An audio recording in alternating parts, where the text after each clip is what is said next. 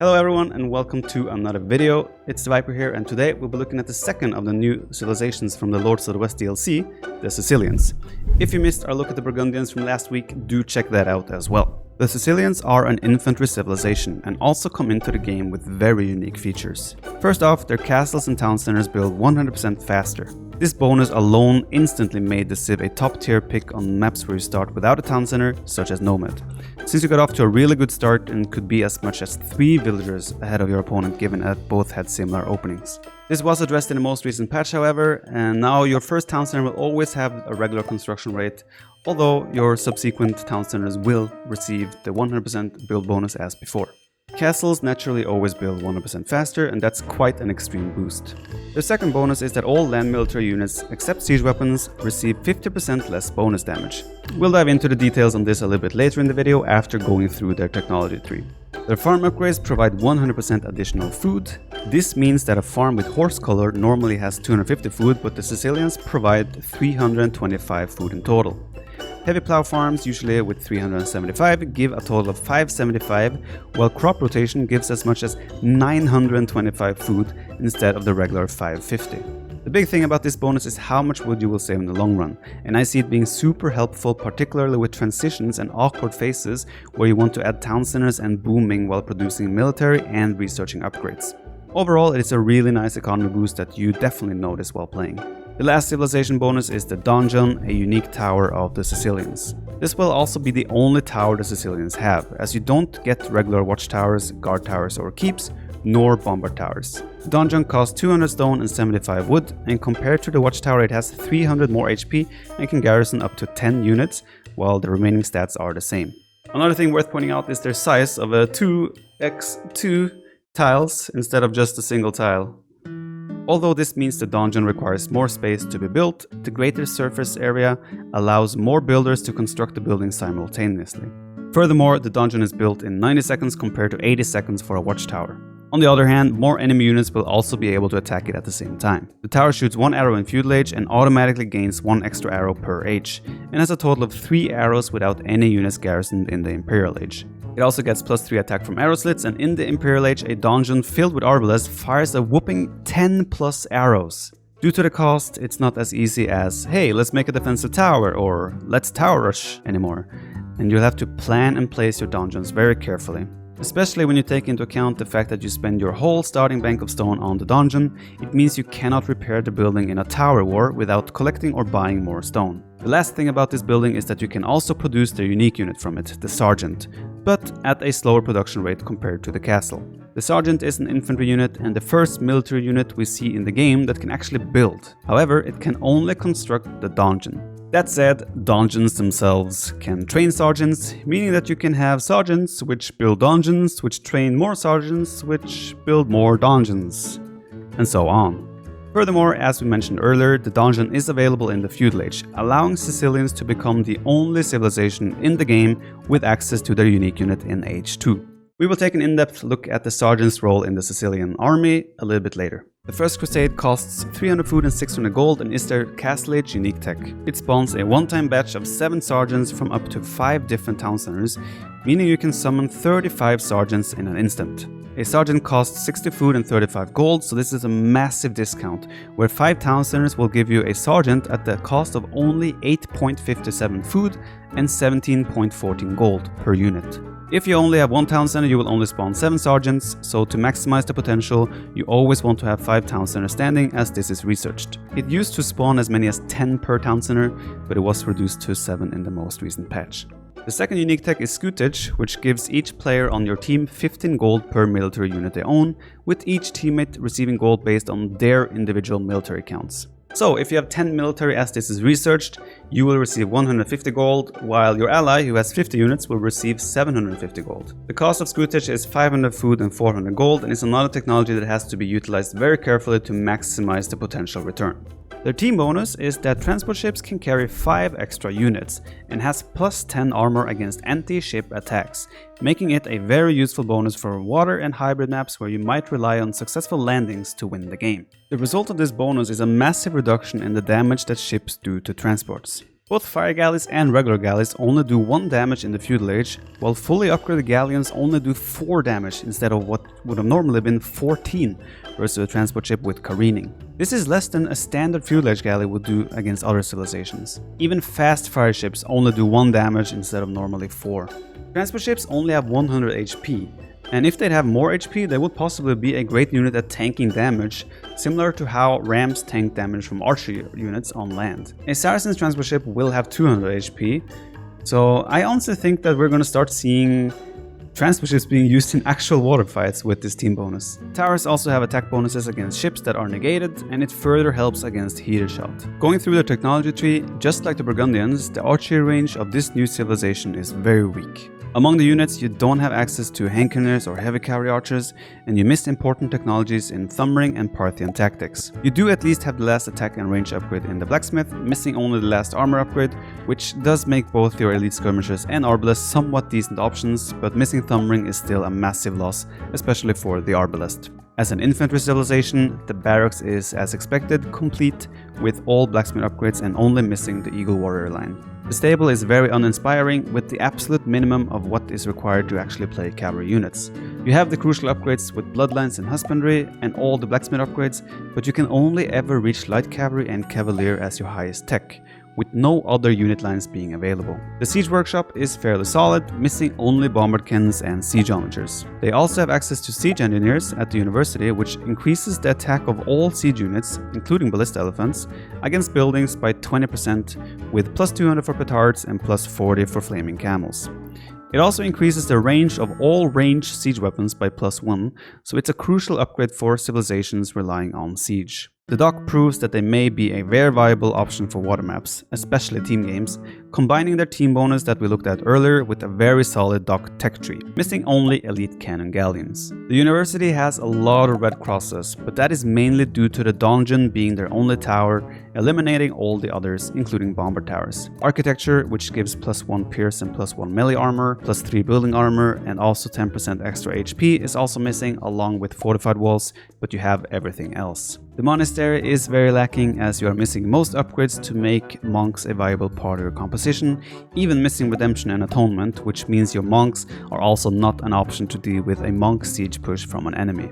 Worth noting that monks do not benefit from the less bonus damage received, so they take the full bonus damage from, for example, scout cavalry or eagle warriors. You also have all the economy and market upgrades except the last wood upgrade, and again, remember the farm bonus, which serves as a solid long-term economy boost.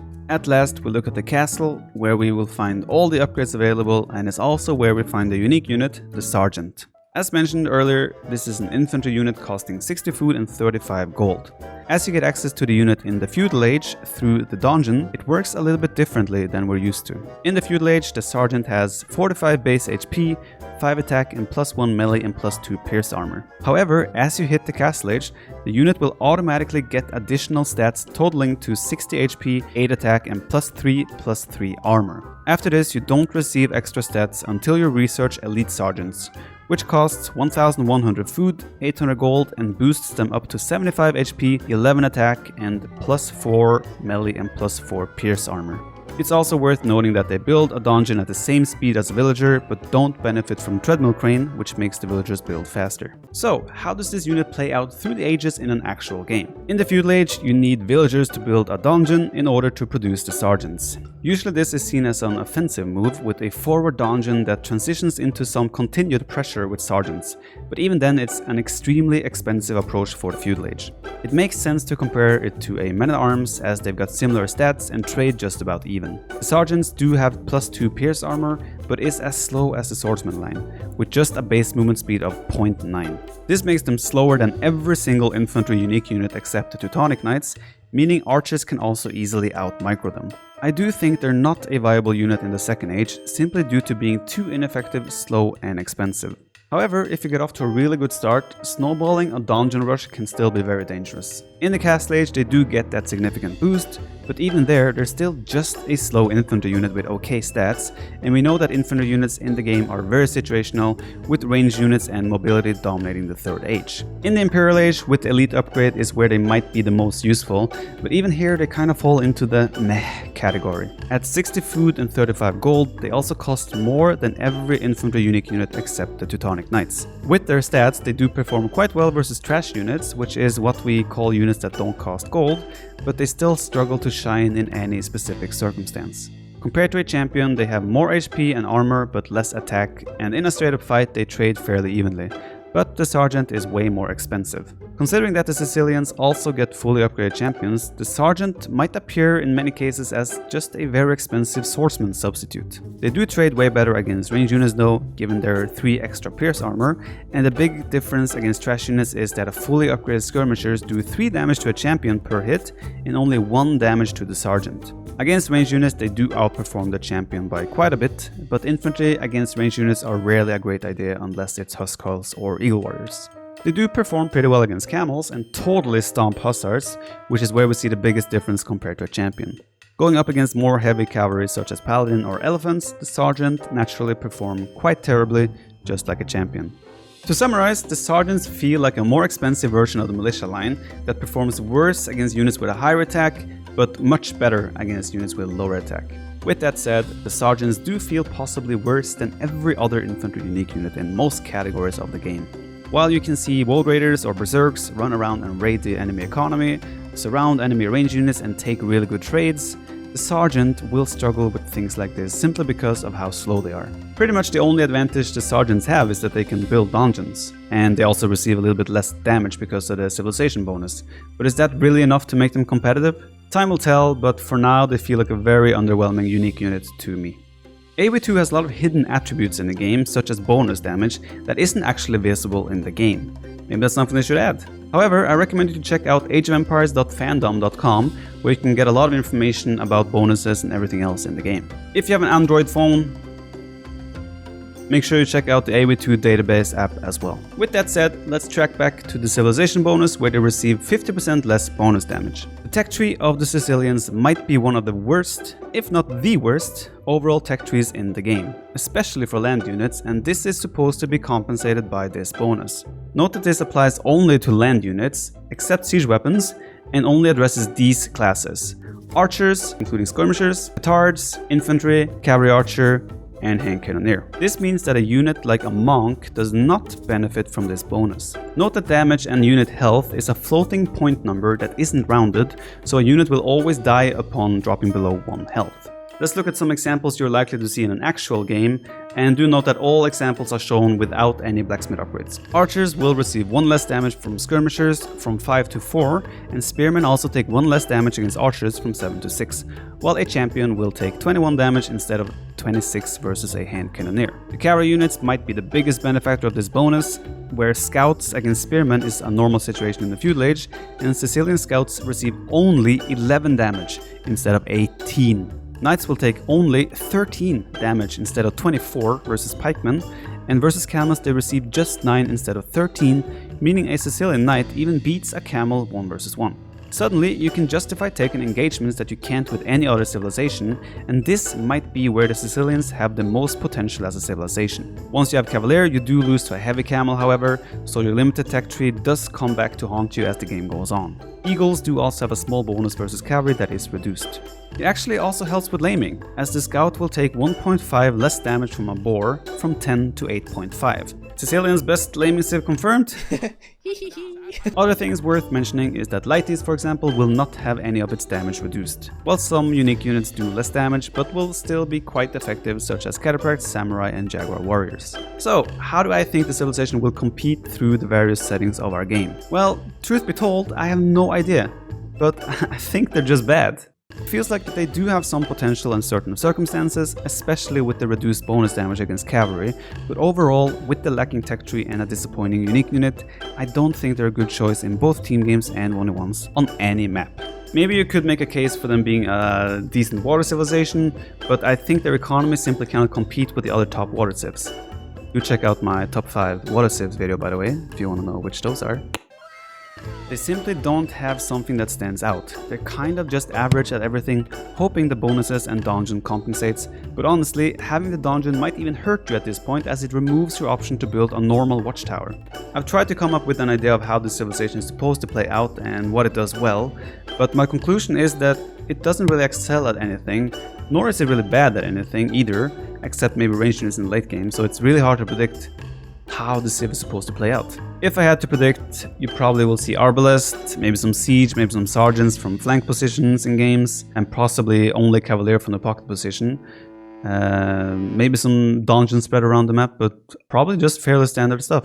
The First Crusade has potential with a small power spike, but I am afraid the sergeants aren't strong enough for it to be the killing blow in most scenarios, especially team games, even though it can still be very scary in 1v1s. They'll be helpful for landings on water maps however, and the Scootage will be a nice little gold boost for your team, but rarely something that determines the game. Personally, I think we'll see some changes to the civilization in the near future. I reckon their tech tree is just a little bit boring, honestly, so I would expect a change or two there, with the civilization bonus of the less received bonus damage being tweaked accordingly. And I'm also hoping the First Crusade technology gets changed, as I really don't like the instantly spawned units from out of nowhere.